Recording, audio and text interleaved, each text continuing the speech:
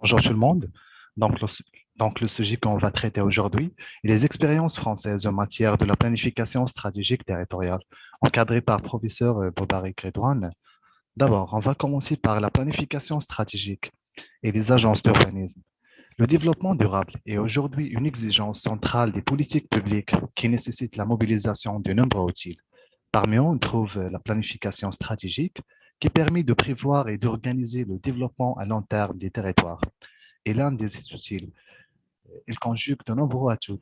Les associés, en effet, ont une vision globale construite avec l'ensemble des acteurs, comme l'État, la collectivité territoriale, le monde économique et la société civile.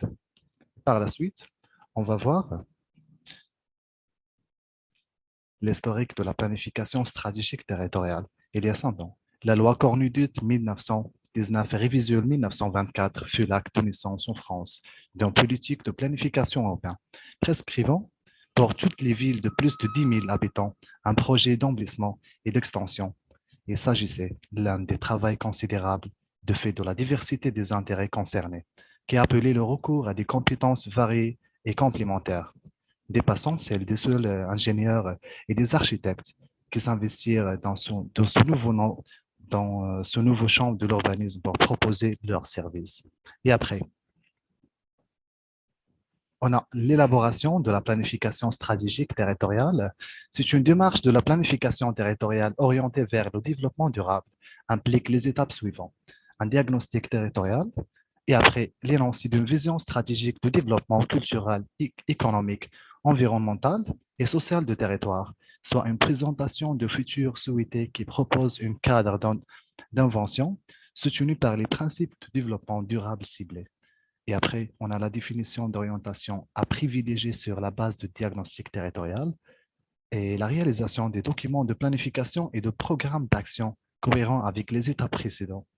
Et par la suite, on a l'élaboration d'indicateurs pour évaluer les progrès réalisés vers l'atteinte des objectifs et la réalisation des actes, des actions proposées afin de les corriger au besoin.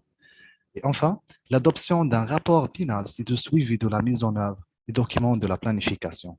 Cette démarche-là se base sur le principe d'adaptation et d'amélioration continue.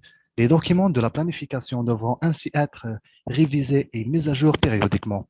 Donc, je laisse la parole à M. Omar pour présenter le département de Montpellier. Pour la présentation du territoire, la communauté d'agglomération de Montpellier compte 31 communes et 367 000 habitants en 1999.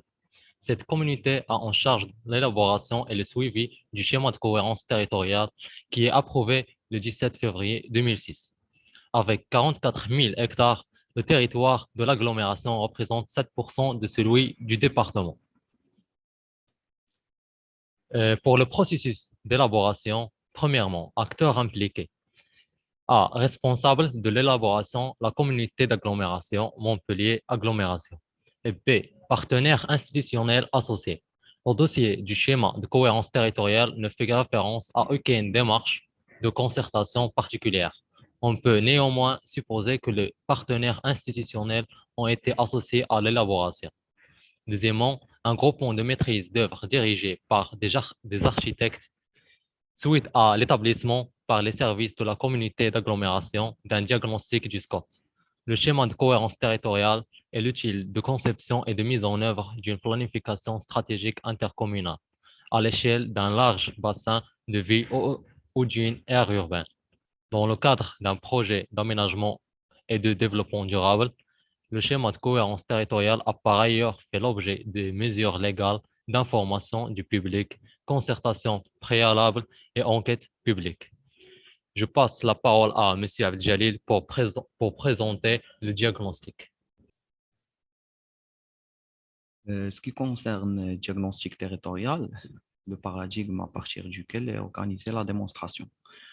Le maître mot organise les propos développés dans le projet d'aménagement et de développement durable, ceux de projet et de préservation, l'insistance sur le terme projet qui est à mettre en relation avec la présence d'architectes urbanistes dans le regroupement de maîtrise d'œuvre, s'appuie sur l'identification de valeurs du projet qui fonctionnent à la manière des actions et servent de point de départ du raisonnement.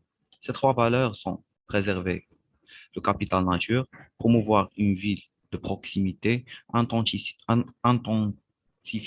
le développement et économiser l'espace. Ensuite, on a les orientations stratégiques. Euh, on a deux parties. Premièrement, la croissance démographique, dont il faut noter qu'elle est encore plus forte dans le reste de l'unité urbaine que dans l'agglomération. C'est traduit par une diffusion de l'urbanisation. Chaque habitant supplémentaire a consomme 800 mètres carrés, donc 400 mètres carrés pour un usage résidentiel et 400 mètres carrés pour les autres usages. Cette consommation trop élevée, car elle porte atteinte à la pérennité de l'agriculture et des espaces naturels, et qu'elle se traduit par un accroissement des déplacements domicile-travail.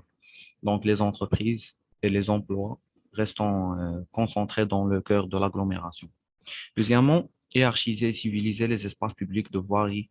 Le document d'orientation générale propose une réorganisation et une requalification du réseau de voirie qui doit être hiérarchisé et permettre la coexistence entre les différents modes de déplacement.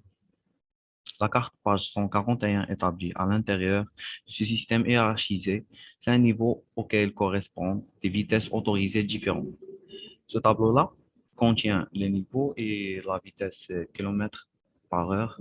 Donc, on a les chemins ruraux en moins de 30 km par heure, les routes de campagne moins de 50 km par heure, les voies urbaines et interurbaines entre 50 et 70 km par heure, les voies rapides d'agglomération entre 70 et 90 km par heure. Et finalement, les voies rapides d'échelle régionale ou nationale qui ont entre 110 et 130 km par heure. On remarque dans l'illustration qui présente des coûts de voirie qui sont insérés dans le texte, ce qui permet de se rendre compte à la coexistence possible des différents modes en fonction des gabarits. Et maintenant, on laisse la parole à M. Morad pour bien conclure. Pour la conclusion, le schéma de cohérence territoriale révisé de Montpellier Méditerranée Métropole a été approuvé par délibération du Conseil métropolitain du 18 novembre 2019. Il définit à l'horizon 2040 les grandes orientations d'aménagement du territoire métropolitain. Il fixe les limites entre, d'une part, les espaces urbains ou voués à l'urbanisation et d'autre part, les espaces naturels et agricoles.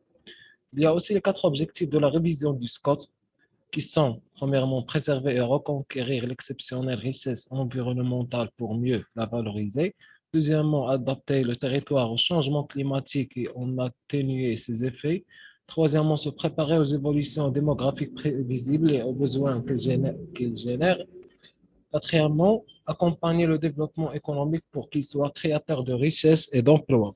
Il encadre et met en cohérence l'ensemble des documents de planification et de programmation d'échelle métropolitaine, à savoir notamment le plan local d'urbanisme intercommunal, le plan de mobilité, le programme local de l'habitat et le plan climat-air-énergie territorial.